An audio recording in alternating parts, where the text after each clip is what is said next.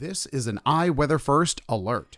Good evening, everyone. You're watching iWeather First. I'm meteorologist Richie Pergolesi. We have a lot to talk about in terms of the tropics here, and I want to get to Idalia first. I just want to show you the map here. We can see Idalia making its way on through South Carolina now. We also have Hurricane Franklin out there just north of Bermuda.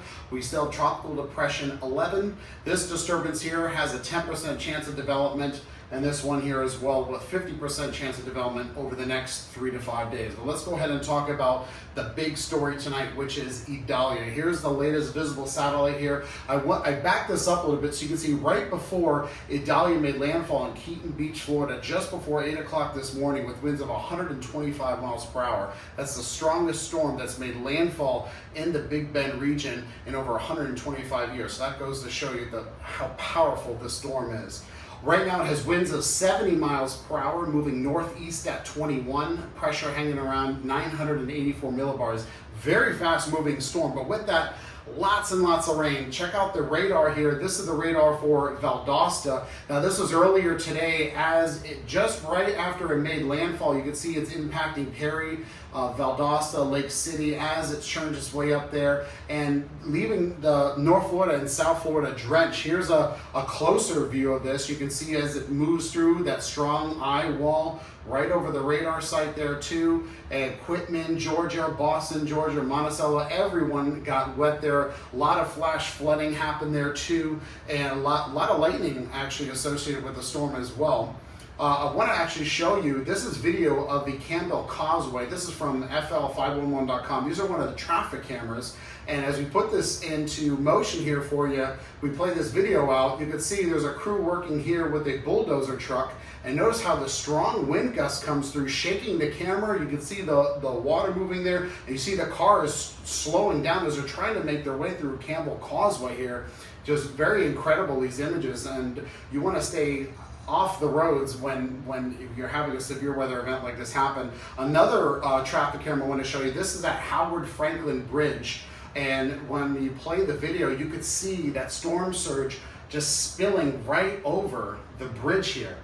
It's just incredible to see these images here. You see the water spraying right over here. Almost half of the road already gone in one direction. And looks like they already shut down this bridge, which was good. And here's video in Steinhatchee, Florida, courtesy of stormchasingvideo.com. You can see as the storm surge rose here, going all the way up and invading people's homes, going over roads here. I've done several reports in Steinhatchee before, so certainly know how likely they are prone to flooding there. You can also see in this video in Steinhatchee too of this roof coming off here as a wind gust came through here. So it was a very, very active morning and all day event there for Steinhatchee and all of the Big Bend area as well. Let's take a live look of what's happening now. Here's the Doppler radar here. Here's Savannah, Georgia, Charleston, South Carolina. You can see still strong, 70 mile per hour winds. That's just 4 miles short, 4 miles per hour short of a Category 1 status here. So still very strong storm.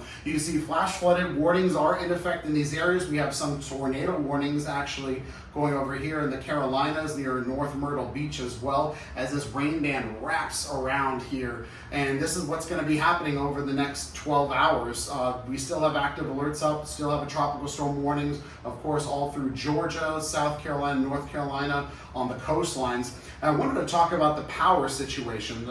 We have about 200,000 customers without power in the state of Florida. This data is provided by poweroutage.us, and you can see here in these dark red and black right here, these colors representing the most counties that have customers who are out of power. This too for Georgia, 200,000 as well, right here in South Georgia, moving up Southeast Georgia, right where the storm moved on through, leaving a trail of power outages that you can see there. Here's the latest advisory from the National Hurricane Center. Winds again at 70 miles per hour, storms moving very quickly at 21. And we can see here now before, a couple days ago, and up until really this morning, the forecast had it going, making kind of like that little turn. Similar to what Gene did in 2004. It appears it's not turning back in our direction, which is good news for us. However, for the island of Bermuda, again, it looks like they're going to be having a tropical storm on their doorstep by Saturday afternoon into the evening. We'll update you on that situation as well as it gets closer. Earliest arrival times, probably expecting conditions to go downhill for the island of Bermuda around Friday at 8 p.m. And some more forecasted rain again, South Carolina, North Carolina, through Wilmington and Augusta and Charleston, about 2 to 4 inches more of rain. And we still have these storm surge watches and warnings up. We got 3 to 5 feet. Here's Savannah River, South Santee River, 1 to 3 up through Beaufort Inlet. And I just want to show you the 7-day forecast.